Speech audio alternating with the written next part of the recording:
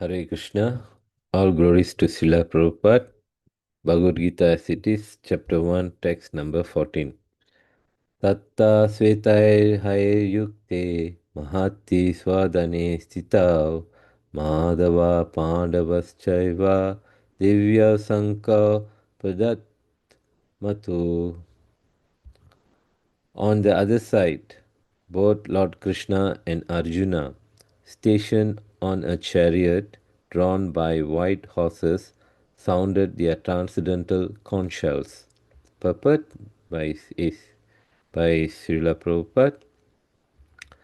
In contrast with the conch shell borne by Bhishma Dev, the conch shell in the hands of Krishna and Arjuna are described as transcendental.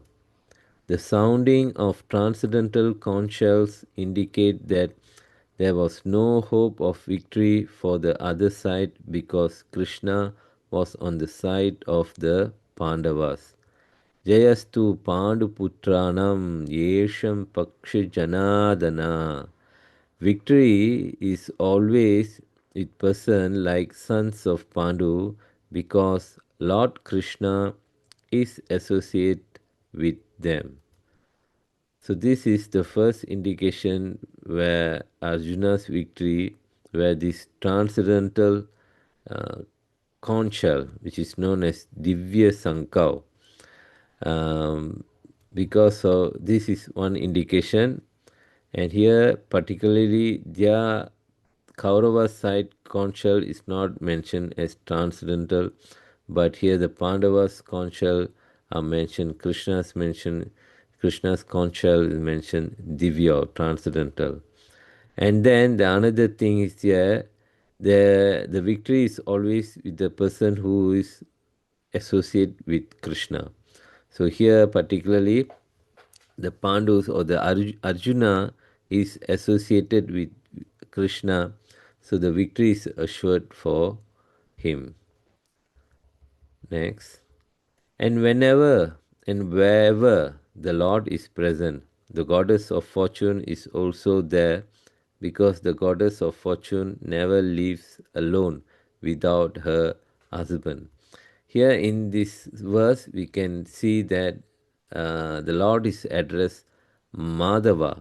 So the Madhava means here is husband of goddess of fortune.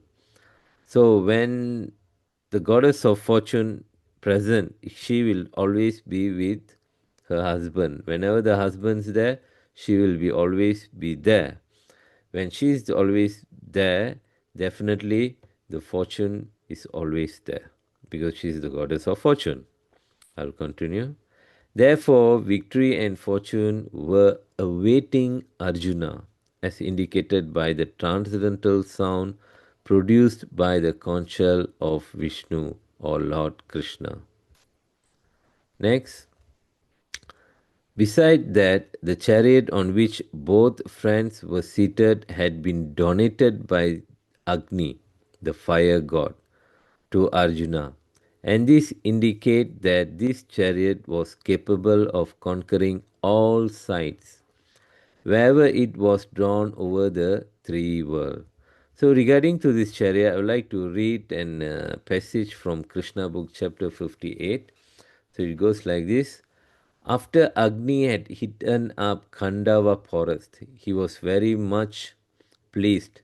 At this time, he offered Arjuna a specific bow known as Gandiva, four white horses, one chariot, and an inconceivable quiver with two specific arrows considered to be the talismans, which had so much power that no warrior could counteract them. When the Khandava forest was being devoured by the fire god Agni, there was a demon of the name Maya who was saved by Arjuna from the devastating fire. For this reason, the former demon became a great friend of Arjuna, and in order to please Arjuna, he constructed a nice assembly house within the city constructed by Vishwakarma. This assembly house had some corners so puzzling that when Duryodhana came to visit this house, he was misdirected, accepted water as land and land as water. Duryodhana was thus insulted by the opulence of Pandavas, and he became the determined enemy. So you can see here how this particular chariot is donated or gift to Arjuna, and Arjuna, and as well as that Gandiva bow, so which is originally from Lord Brahma, passed to different great personality, and but at the end, when after the war, Agni Dev, he appeared and he took back, or he requested back, this particular Gandiva bow.